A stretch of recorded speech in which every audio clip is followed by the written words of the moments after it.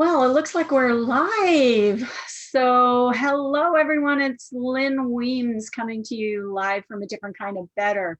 What is A Different Kind of Better? A Different Kind of Better is a platform for wellness practitioners and individuals to come in together and educate yourself on different ways to get better. So, as you can see, I have a new background. It says different is good. And, here at A Different Kind of Better, we definitely believe that. So I'm excited today to introduce you to my daughter. Yeah, wow. So, things can happen close to home. And a year ago today, we had a critical event happen with Serin. And last week you heard my story. So I thought that this week I would introduce you to my daughter who went through something terrifying this very same day last year. And we're going to let her tell you her story. But first, those of you who know me know that we have to read a disclaimer to protect us. And we'll get that formality over with and we'll get right into it. So the webinar that you're going to hear today, or the presentation, is going to contain general information about various medical conditions. Today is just one, but we may venture into some other areas and their treatment. It does not provide medical advice. The information provided through this presentation is for informational purposes only. The purpose of this message is to promote an understanding and knowledge of various health topics. It is not intended to be a substitute for professional medical advice, diagnosis, or treatment. Before beginning any type of natural, integrative, or conventional treatment regimen, it is recommended that you always seek the advice of a licensed healthcare professional. So that's over with. So let's get started. So Serin, thank you so much for being willing to come online today and talk about what happened to you and what happened to us as a family, and what your journey has been like over this past year.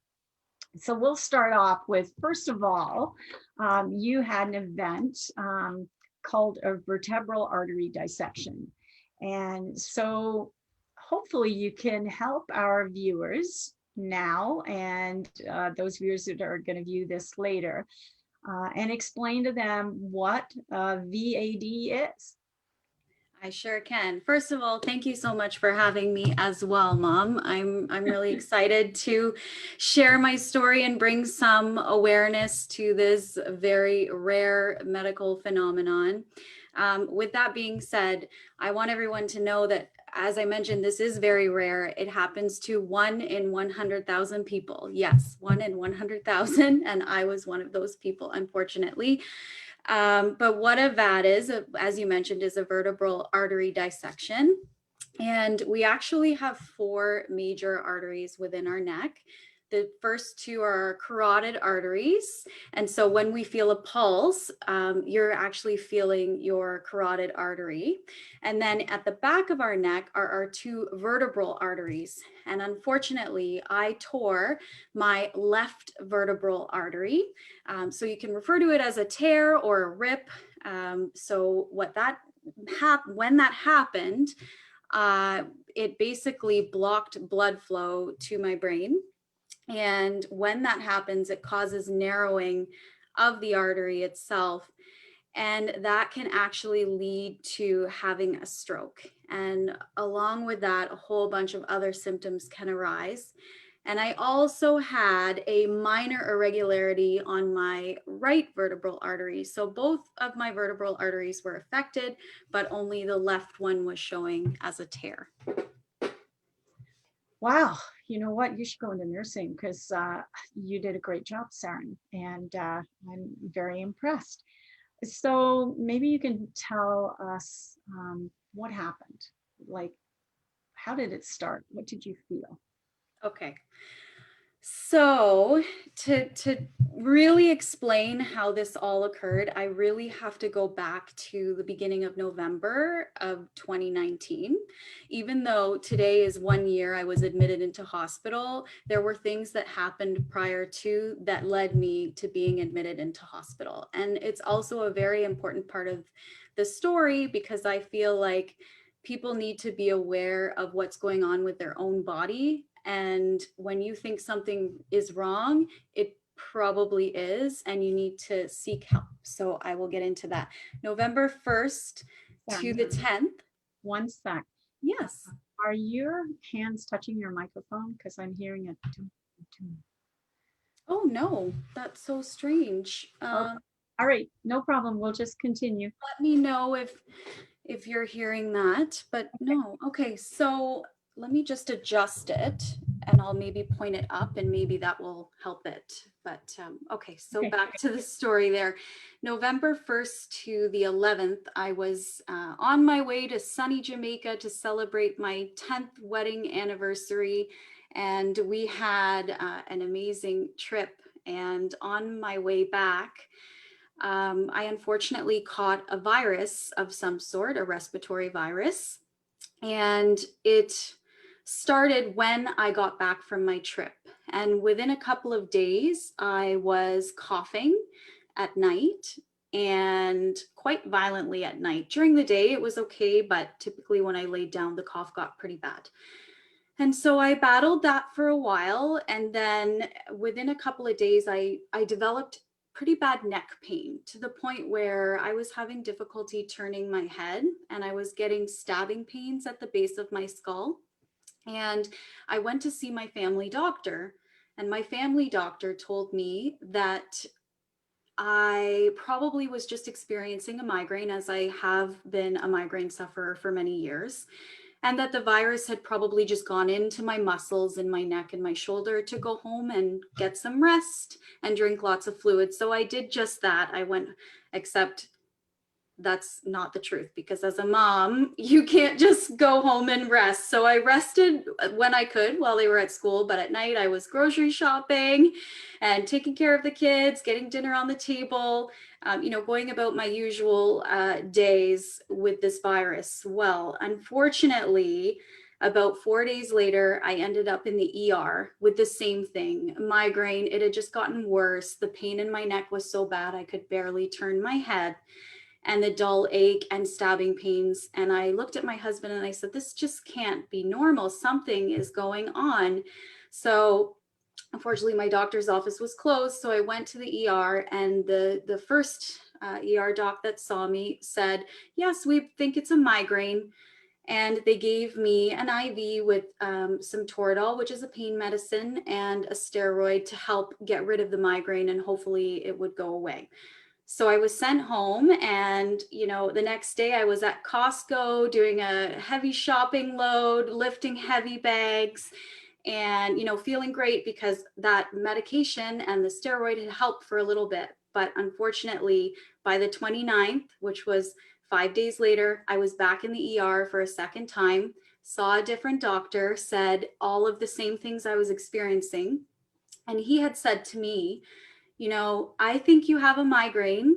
I think we're dealing with a migraine, but you know what? Since this is your second time in the ER, I think this maybe warrants us doing some imaging. But you know what? I will leave it up to you if you want to have imaging done or not. And I said, you know what?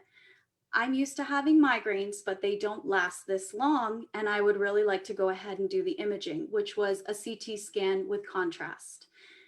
So I went for my CT scan and I waited hours, and it came back with showing that I had a vertebral artery dissection on the left side and also a minor irregularity on my right side, which I mentioned before.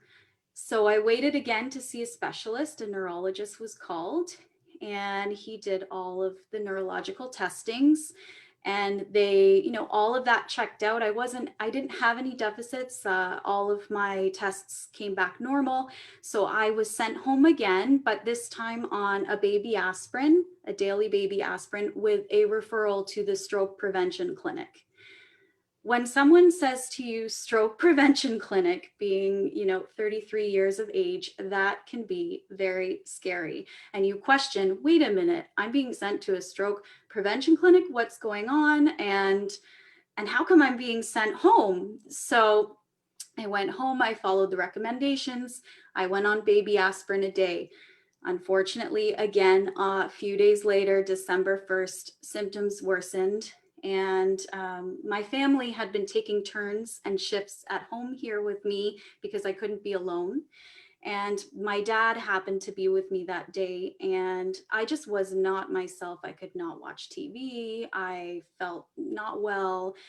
He had brought me lunch. I could barely eat it. But what happened was I was getting these tingling sensations and numbness in my face, along with all the symptoms I was experiencing before. And my dad started asking me questions, and I was extremely slow. And I just felt like I couldn't speak and I couldn't answer questions that I would otherwise have known the answer to. And I think my dad got a little bit scared. And I said, you know what? I'm scared. I could barely stand up at this point. I was weak. So he called an ambulance. And that's when I was admitted to the hospital again. And this is where I stayed for a few days in the ER. And then I was admitted to the stroke unit. I did not have a stroke. It is a miracle that I did not have a stroke. What I did experience was a TIA, which was noted on my charts at the hospital. So that's basically what happened. And then at that point, I was put on blood thinners, heparin injections.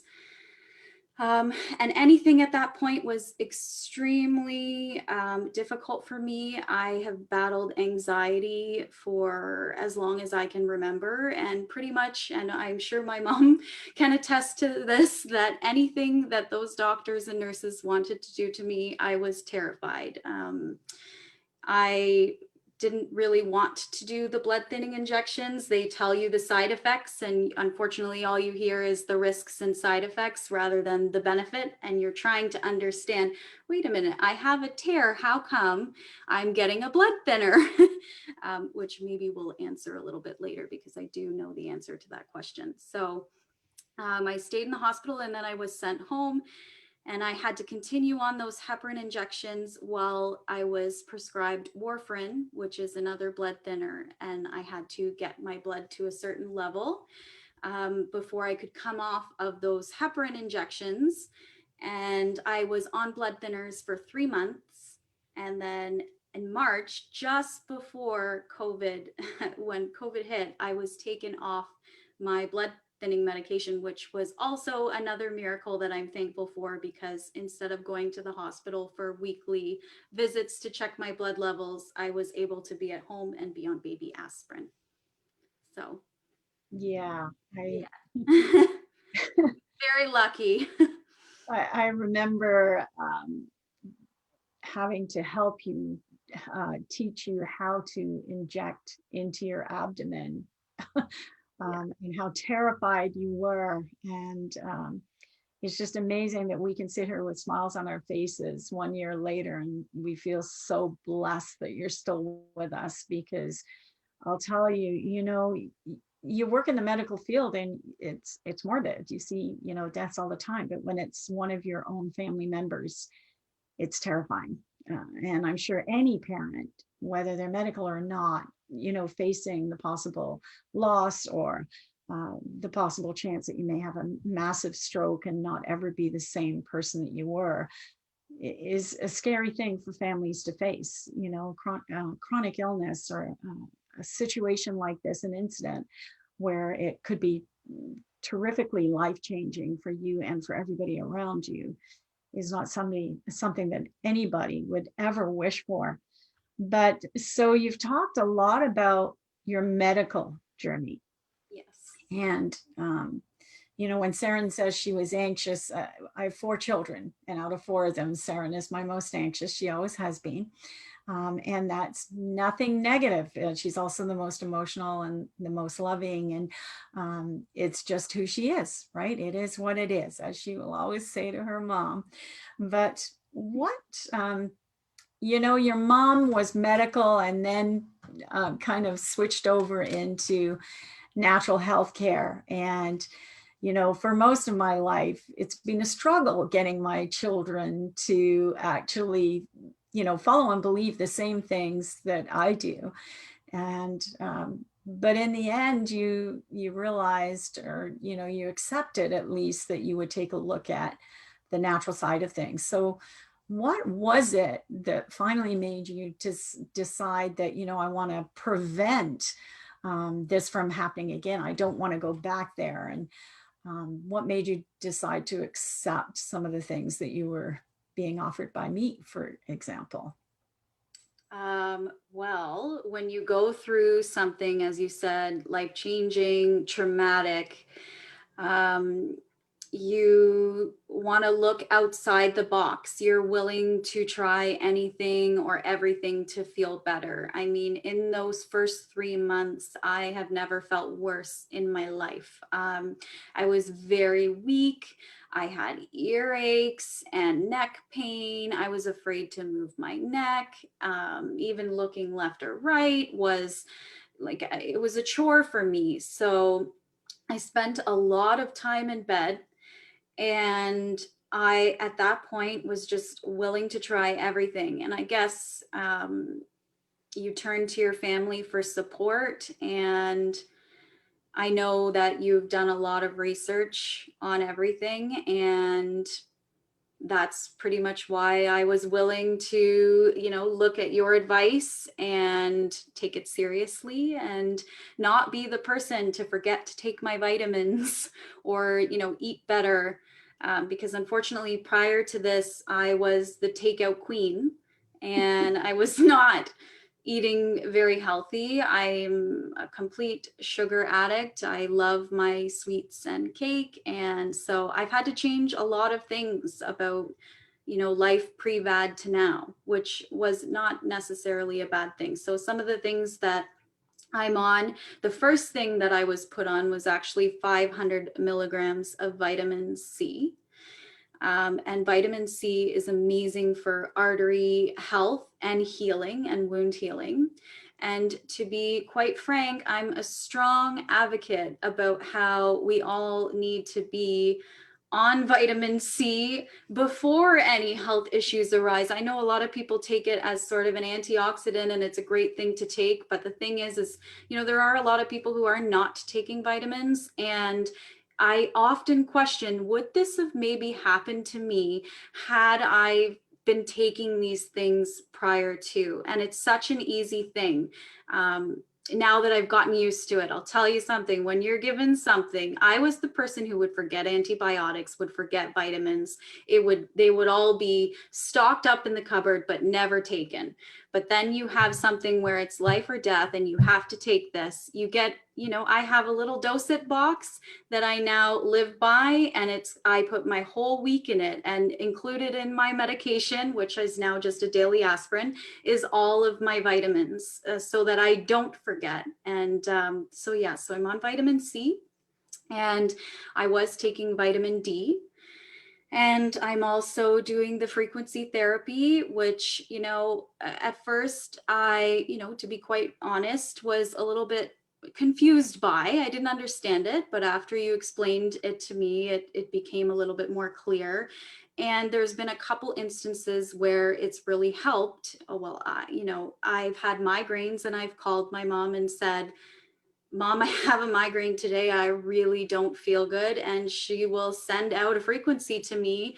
And surprisingly, that headache will disappear in half an hour to 45 minutes, which, freaks me out a little bit. But again, I'm so glad that I'm able to call my mom and have her send that out to me.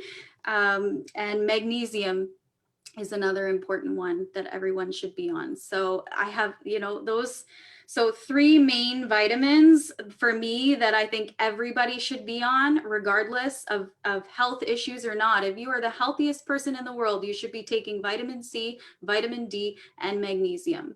That is, if I leave all of you here with one thing today, please go out and purchase those 3 things and start taking them immediately. You're local to me, I have them. Anyway, that's a shameless plug, isn't it? But anyways, so that's great. It's true. Unfortunately, I'm the same way. I was chronically ill 20 years ago, 2 years fighting for my life. Those of you who watched my story last week, you know what that is. However, it's sad that we unfortunately have to be hit with something before we actually get serious about, making sure that this doesn't happen to us. So, and I'm not saying everybody, but a lot of us, right? So yeah, what Serin's advocating here is of extreme importance, because we're all about preventative healthcare as opposed to, treating and trying to regain and recover from a situation like this. It's especially at such a young age. Remember, going up to the stroke unit with Serin, it wasn't such a shock to me because I've worked in this field for so many years, but I know for Serin, terrifying to be in a unit, being the youngest one in the unit, as well, to see something like this happen at such a young age. But it is happening. People are starting to have strokes a lot earlier in life, which is, proof right there that things are changing in our world. Our foods are not giving us what we need, and therefore we have unhealthy organs and cells in our body that are leading to some of these crisis situations. So, my next question was, how did your family cope with this? Well, I was thinking a lot about that recently, what it was like for the family. It was very stressful for me, but it's also even more stressful on your family. And while I was experiencing all of that, I didn't really realize that, just how stressful it was. But my family coped, well, I think amazing. I'm sure inside, you, like you said, everyone was worried and afraid, and large amounts of stress, I can only imagine. However, everyone came together and was extremely supportive, something that I will never forget. I mean, you drove 3 hours in a blizzard one night to get to the hospital, even though I had strongly advised against that to be with me. My husband was a huge source of strength coming home from the hospital. He runs a very busy recruitment firm here, and he had to take, I was not able to drive for 3 months. My license was not taken away. However, they said you could not drive for 3 months. So my husband had to pick up the kids from school. He had to make dinner, a lot of extra things. Even my kids helped, and it was very stressful for the kids. They didn't seem stressed when they came home, and I think they knew they didn't want to upset me. They were very supportive and very loving and were very helpful around the house, which was, an amazing thing to see their strength since they're so young. But at school, they would tell their teachers how worried they were for me, and that made me really sad.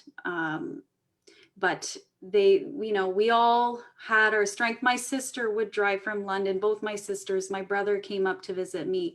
My friends took shifts because I was not able to be alone for the first month.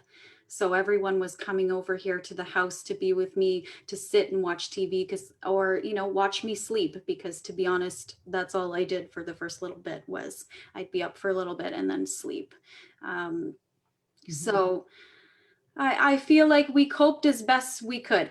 Yeah. But it's been a change, things have changed. I can't do some of the activities that I used to do. And that was actually another odd thing. You grieve a little bit when something like this happens to you, and there's certain restrictions that are placed on you that you don't actually realize are that big of a deal. And a few of those things still come up now. Like, I'm planning winter activities, and I can't go down the tobogganing hill with my kids. I have to be very careful. But the thing is the positive thing is that I'm here and I can watch them go down the tobogganing hill. And that's the most important part. Is, something I've been telling myself for months now, is that this didn't happen to me. It happened for me. It's made me a better wife. It's made me a better mom. It's made me a better person. I'm much more appreciative and grateful for life and opportunities and my good days, because I still, up until a couple of weeks ago, was having quite a few headaches. And so I have days where I don't feel good and I have neck pain. But even on those days, I tell myself I have more good days now than I have bad. And I'm just so lucky to be here because there are plenty of people who have experienced what I have, and they've gone on to have major strokes and they have major deficits. And it just could have been a lot worse for me. So I do count my blessings, and my support system through all of this was incredibly amazing. So thank you, Mom, and thank you to my family and my friends. I wouldn't have gotten through any of this without you guys. So You're so welcome. Um, so Serin, one thing that's changed recently is, I'm a big advocate as to, making sure that we're taking something every day. And, my clients, I have them rotate their supplements as well, so that their body just doesn't become so accustomed to them that eventually they just don't do the same amount of work that they were doing at the beginning.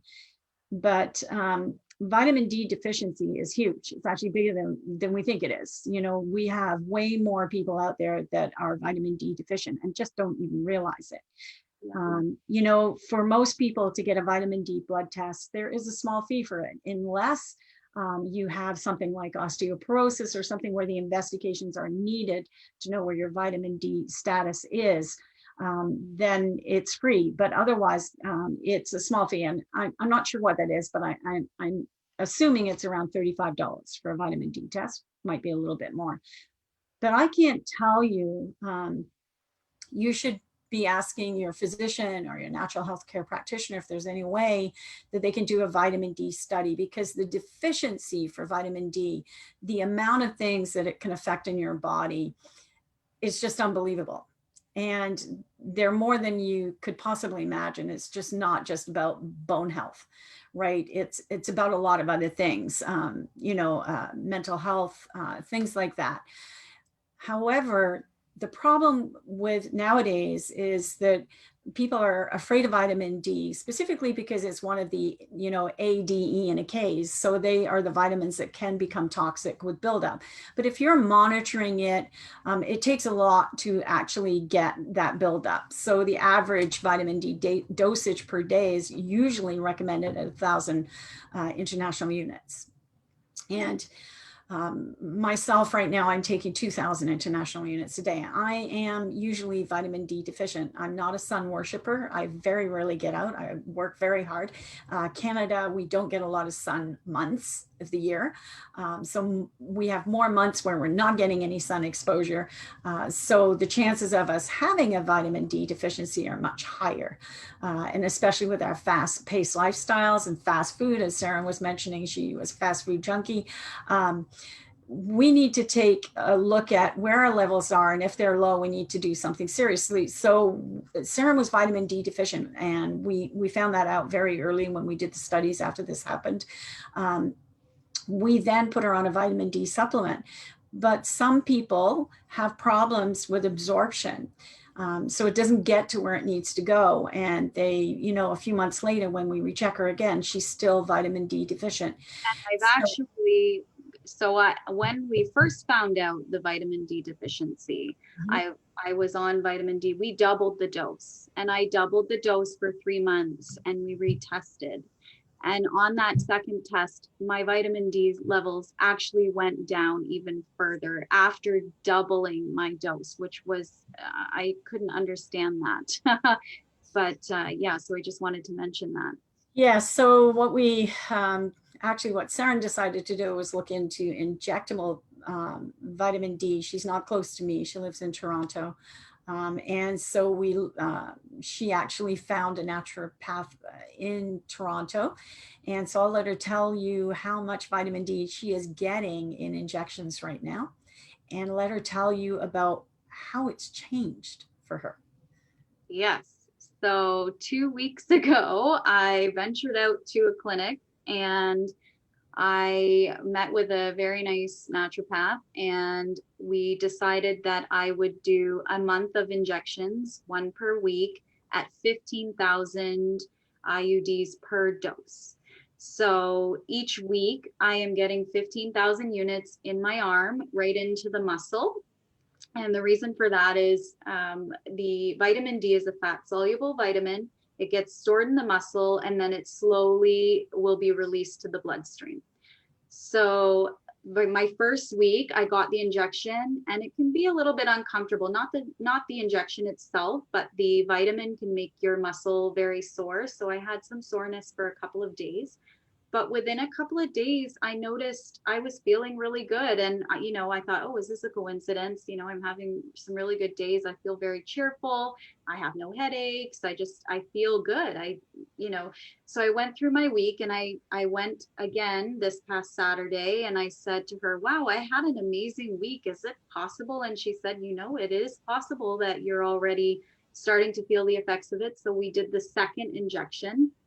And again, I'm having an amazing week. I feel good. I feel extremely cheerful, happy. My mood's elevated.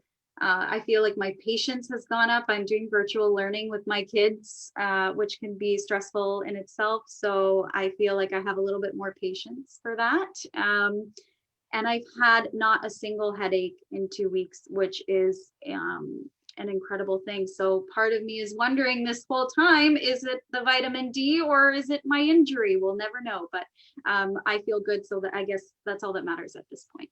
So yeah, Serin has taught me something too, because this is something we have battled. Usually, to be honest, if you're taking a vitamin D supplement, it does go up as long as you're supplementing. But there are many people out there right now with digestive dysfunction, so they're just the absorption is not as good as where we'd like it to be. So thanks to Serin, we are going to be actually offering vitamin D shots through our wellness center as well, just so that we can bring the levels up fairly quickly and people will notice a difference more optimally. That's the word I should use. So reach out to us if you're local to me.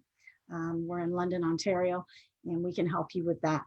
So Serin, what is your hope for the future? I don't know whether there's probably quite a few people that are going to be watching this that have seen you and what you've done in this last year. Like most people with this, to be honest, they just sort of succumb to the illness. It changes them.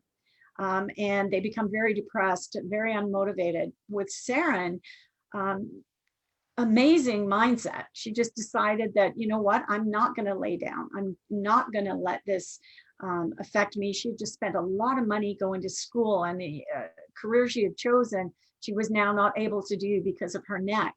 And so she had to look at other avenues. So she got highly involved in entrepreneurialism, let's say it right. And I am so proud of her. I cannot tell you how proud I am, not just because she's my daughter. I'd be proud of her even if she wasn't, but even more so because she is. Because I think some of the times we need things to keep us focused, to realize that yes, our life has changed, but it's not over. And the message for Serin was very quickly, she adjusted her life very quickly to realize that life wasn't over for her. She just had to find some other avenue to keep herself busy and something that she could do. And actually, I think she has excelled in it to a point where I think she's reached levels that she never thought were possible. Yeah, thank you for mentioning that. I actually forgot to talk about that, and it is an important thing of a reason as to why I am where I am is I did go to school for something. It was actually eyelash extensions. I had plans to start a mobile beauty business empire. And it was actually one of the most upsetting things that happened when I went through this is I had just launched the business a month prior. There was a major launch and I was excited to get going. And unfortunately, plans changed and I could not sit with my neck over the massage table to do eyelashes, sometimes, and I had just started out, so it was taking me 2 to 3 hours to complete full sets. So unfortunately, that just wasn't an option. It wasn't in the cards for me. So I sold my massage table because I was, sad to look at it. But the thing is when, as cheesy as it sounds, when one door closes, another opens. There's always another idea. There's always something else you can do. So for me, that started with tie-dye. I just have always known that I wanted to be an entrepreneur. I wanted to be a successful businesswoman. And I know that that's in the cards for me. It may not be exactly what I'm doing now. For now, I'm doing tie-dye sweaters and clothing. But it may lead into something else. I'm learning as I go, and I'm excited for what the future holds for me. The fact that I have a future is exciting. So the sky is the limit. I'm one of those cheesy quote girls. So awesome. I fully believe in that. So yeah, there's a lot of messages in this talk today. One is that, we can be healthy one day and the next day our life can change. Secondly, we need to know that we can pull through these things and survive. We need to also recognize, like Serin, that your life has changed, but it's not over. And more importantly, that life goes on and that you just create a new life for yourself.